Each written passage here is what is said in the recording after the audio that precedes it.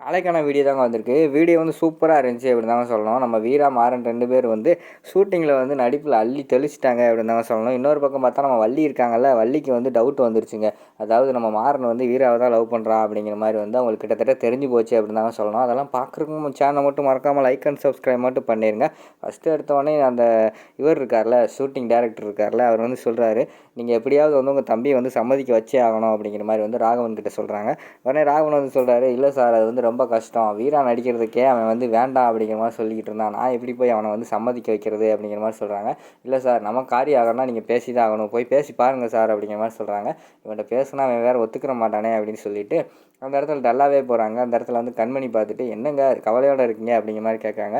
இல்லை இன்றைக்கி வர வேண்டிய மாடல் வந்து வரலையா அப்படிங்கிற மாதிரி சொல்கிறாங்க. ஐயோ என்னங்க பண்ணுறது அப்படிங்கிற மாதிரி கண்மணி கேட்குறாங்க. அதான் டேரக்டர் கேட்டேன், டேரக்டர் வந்து மாறனை நடிக்க வைக்க சொல்கிறாரு அப்படிங்கிற மாதிரி சொன்னோன்னே ஷாக் ஆகிறாங்க கண்மணி. ஐயோ நான் எதெல்லாம் நடக்கூடாதுன்னு நினச்சேனோ அது எல்லாமே நடக்குது அப்படிங்கிற மாதிரி அவங்க வந்து யோசிச்சுக்கிட்டு இருக்கிற மாதிரி காட்டுறாங்க. இப்போ மாறன் கிட்ட கேட்டால் வேண்டான்னு சொல்லுவானே, என்ன பண்ணுறது அப்படிங்கிற மாதிரி ராகவன் சொல்கிறாங்க.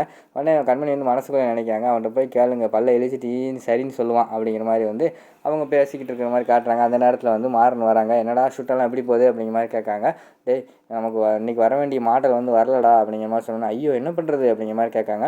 அதுக்கு தான் நீ நடிக்கிறியாடா அப்படிங்கிற மாதிரி வந்து டேரக்டர் உன்ட்ட கேட்க சொன்னார் அப்படிங்கிற மாதிரி சொன்னோன்னே, டேய் நீ கேட்டு நான் என்னத்தரா வேண்டான்னு சொல்லுவேன், நான் நடிக்கிறேன்டா அப்படிங்கிற மாதிரி சொல்கிறாங்க. ரொம்ப தேங்க்ஸ்டா டேரக்டர் சார், மாறன் ஒத்துக்கிட்டாரு அப்படிங்கிற மாதிரி வந்து இங்கிட்டிருந்து ராகவன் கத்துறாங்க. உடனே மாறன் வந்து, சார் டேரக்டர் சார் இன்னும் 5 நிமிஷம் கிளம்பி பக்கா வரும் பாருங்க அப்படின்னு சொல்லிட்டு மாடிக்கு போகிற மாதிரி காட்டுறாங்க. இந்த பக்கம் பார்த்தா நம்ம மாடியில் வந்து இவங்க வேறு கிளம்பிக்கிட்டு இருக்காங்க. அதாவது நம்ம வீரா வேறு மேக்கப்பெல்லாம் போட்டு கிளம்பிக்கிட்டு இருக்காங்க.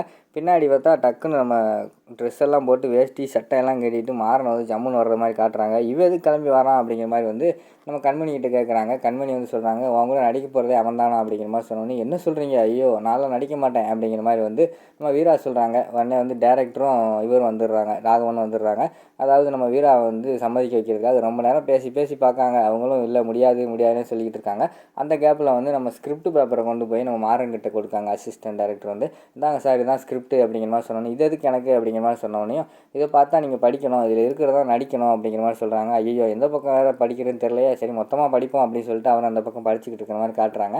இந்த பக்கம் ஒரு வழியாக வந்து வீராவை வந்து டேரக்டரும் நம்ம ராகவனும் சேர்ந்து வந்து சம்மதிக்க வச்சிடறாங்க. சரி மாமா நான் உங்களுக்காக வேணால் பண்ணி கொடுக்கேன் அப்படிங்கிற மாதிரி சொல்லிடுறாங்க.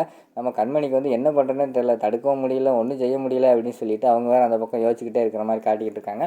சரி வாங்க ஷூட்டிங் போகலாம், எல்லாம் ஓகே ஆயிடுச்சுல அப்படின்னு சொல்லிட்டு ஷூட்டிங் எல்லாம் ஸ்டார்ட் பண்ணுறாங்க. வெளியிலேருந்து வந்து வீராவும் மாறனும் வந்து உள்ளே வாரீங்க. வந்தவொடனே வந்து நம்ம வீரா இருக்காங்களா, வீரா வந்து எதுக்கு இப்போ ஜவுளி கடை கூப்பிட்டு வந்திருக்கீங்க அப்படிங்கிற மாதிரி கேட்கணும். அதுக்கு வந்து மாறன் வந்து உன்னோட கோவத்தை குறைக்கிறதுக்கு தான் அப்படிங்கிற மாதிரி சொன்னோன்னே, என்னோட கோவத்தை குறைக்கவா அப்படின்னு கேட்டோடனே, ஆமாம் நீ போய் தேவையான புடவையெல்லாம் எடுத்துக்கோ அப்படிங்கிற மாதிரி சொல்லிட்டு அந்த ஷூட்டிங்கை வந்து இதுதான் ஸ்கிரிப்ட் மாதிரி கொடுக்காங்க. இதை வந்து 2-3 டேக் எடுத்துக்கிட்டே இருக்காங்க. ஒரு டேக் 3வது டேக் வந்து கடைசியில் வந்து ஓகே பண்ணிடுறாங்க டேரக்டரு. சரி வாங்க ரெண்டாவது சீன் எடுப்போம் அப்படின்னு சொல்லிட்டு இன்னொரு சீனில் போய், அதாவது வீரா வந்து புடவை எடுத்துக்கிட்டு இருக்காங்க. அப்போ வந்து நம்ம மாறன் வந்து வராங்க. என்ன புடவை எடுத்துட்டியா அப்படின்னு கேட்டோன்னே, எடுத்துட்டேங்க அப்படிங்கிற மாதிரி சொல்கிறாங்க. அதுக்குள்ளே புடவை எடுத்துட்டியா அப்படிங்கிற மாதிரி கேட்காங்க. ஆமாங்க அதுக்குள்ளே நான் புடவை செலக்ட் பண்ணிட்டேன் அப்படிங்கிற மாதிரி சொல்கிறாங்க. இன்னும் வேணும்னா எடுத்துக்கோ அப்படிங்கிற மாதிரி வந்து நம்ம மாறன் சொல்கிறாங்க. என்னங்க அதுக்குள்ளே இன்னும் வேணும்னா எடுக்க சொல்கிறீங்க அப்படிங்கிற மாதிரி கேட்டோடனே, ஆமாம் நம்ம காவேரி டெக்ஸ்டைல்ஸில் வந்து ஆடி ஆஃபர் போட்டிருக்காங்க. ஒரு புடவை எடுத்தால் இன்னொரு புடவை ஃப்ரீ. அது மட்டும் இல்லாமல் ஒரு புடவை மட்டும் எடுத்தவங்களுக்கு 50% வரை தள்ளுபடி கொடுக்காங்க அப்படிங்கிற மாதிரி சொல்கிறாங்க. அப்படியாங்க அப்போனா நான் போய் எடுக்கிறேங்க அப்படின்னு சொல்லிட்டு அவங்க போய் புடவை எடுக்கிற மாதிரி தான் சீனு.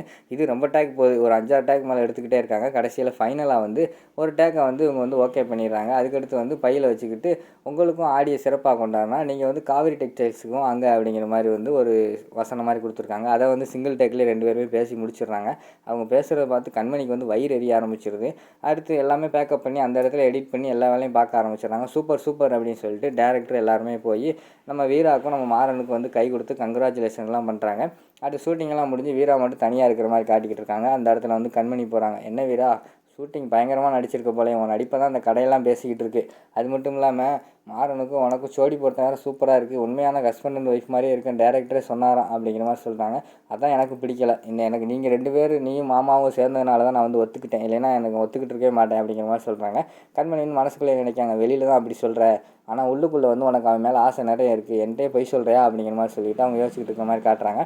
அடுத்து வந்து சரிடி நம்ம உனக்கு பார்த்த மாப்பிள்ளை வந்து உன்கிட்ட பேசணும், நீ அவாய்ட் பண்ணுறியாம்ல அப்படிங்கிற மாதிரி கேட்காங்க. இல்லை நான் வேலைக்கு போகிற நேரத்தில் அவர் வந்து பேசுகிறாரு அதனால தான் அப்படிங்கிற மாதிரி மாதிரி சொல்கிறாங்க. சரி அவரை வந்து அவாய்ட் பண்ணாத, அவனுக்காக நிறைய லீவ் போட்டெல்லாம் வாராரு அப்படிங்கிற மாதிரி சொல்கிறாங்க. சரி நான் இனிமேல் அவாய்ட் பண்ணல அப்படிங்கிற மாதிரி வீரா சொல்லிவிட்டு அந்த இடத்துலேருந்து போயிடுறாங்க. அடுத்த சீனில் வீட்டில் வந்து ராமச்சந்திரன் இருக்காங்க. அப்போ வந்து ராகவன் வராங்க. என்னடா ஷூட்டிங்கெல்லாம் முடிஞ்சா எப்படி போச்சு அப்படிங்கிற மாதிரி கேட்டோடனே, முடிஞ்சுப்பா அப்படின்னு சொல்லி தயங்குறாங்க. என்னடா டல்லாக இருக்க அப்படிங்கிற மாதிரி கேட்டோடனே, இன்றைக்கி வர வேண்டிய மாடல் வந்து வரலப்பா அப்படிங்கிற மாதிரி சொன்னோன்னே, பிறப்புறா ஷூட்டிங் முடிஞ்சுங்கிற அப்படிங்கிற மாதிரி கேட்டோடனே, டேரக்டர் வந்து மாறனை வச்சு எடுத்துட்டார்ப்பா அப்படின்னு சொன்னோன்னே வள்ளிக்கு வந்து பயங்கரமான சந்தோஷம். யார் நம்ம மாறனே, அவன் படத்தில் நடிக்கிறதுக்கான ஹீரோடா, அவன் ஹீரோ தகுதி அவன்கிட்ட இருக்குது, சூப்பராக நடிச்சிருப்பானே அப்படி இப்படி சொல்கிறாங்க. நல்லா தான் நடித்தான், டைரக்டர் ஓகே சொல்லிட்டாரு அப்படிங்கிற மாதிரி சொல்கிறாங்க. ஆனால் இங்கிட்டு பார்த்தா நம்ம ராமச்சந்திரனுக்கு வந்து பிடிக்கல. அந்த சீனே வேண்டாம், அவன் குடிகார பையன், நாளைக்கு ரோட்டில் விழுந்து கிடப்பான், பார்த்துட்டு கடைக்கு யாரும் வரமாட்டாங்க, அது வந்து டிவியில் வரவே கூடாது அப்படிங்கிற மாதிரி சொல்கிறாங்க. அப்பா ஸ்பாட்லேயே எடிட்டிங்கெல்லாம் முடிச்சு டேரக்டர் வந்து டிவியில் போடுறது கொடுத்துட்டாருப்பா, நீ கொஞ்சம் நேரத்தில் வந்துரும்ப்பா அப்படிங்கிற மாதிரி சொல்கிறாங்க. என்னமோ பண்ணி தொலைங்க அப்படின்னு சொல்லிட்டு அந்த இடத்துல வந்து ராமச்சந்திரன் கோபத்தோடு போயிடுறாங்க. அடுத்து வந்து நம்ம மாறன் வர மாதிரி காட்டுறாங்க. டிவியை போட்டு பார்ப்போம் அப்படின்னு சொல்லிட்டு டிவியை போட்டு பார்த்துக்கிட்டு இருக்காங்க. கூடவே வள்ளி உட்காந்து, டேய் நல்லா நடிச்சிருக்கேடா, வாடா சூப்பராக நடிச்சிருக்கேன் அப்படின்னு சொல்லிட்டு பெருமையாக பார்த்துக்கிட்டு இருக்கிற மாதிரி காட்டுறாங்க. அடுத்து டிவியில் வந்து விளம்பரம் முடிஞ்சிருது. டேய் மாறா அதுக்குள்ளே முடிஞ்சிடா அப்படிங்கிற மாதிரி சொல்கிறாங்க. நான் பென்ட்ரைவில் ஏற்றி வச்சிருக்கேன், அதை போட்டு காட்டுறேன் அப்படின்னு சொல்லிட்டு மறுபடியும் டிவியில் போட்டு காட்டுறாங்க. 2 பேர் பார்க்கும்போது நம்ம மாறன் வந்து வீராவை நல்லா சிரித்து சிரித்து சைட் அடிச்சுக்கிட்டு இருக்க மாதிரியே காட்டிக்கிட்டு இருக்காங்க. அதை வந்து வள்ளி வந்து நோட் பண்ணிடுறாங்க. அவங்களுக்கு வந்து டவுட் வந்துடுது, மாறன் இப்படி பார்த்துக்கிட்டு இருக்கானே அப்படின்னு சொல்லிட்டு பார்த்துக்கிட்டு இருக்காங்க. அதோட பார்த்தீங்கன்னா அந்த வீடியோ முடிச்சிடுறாங்க.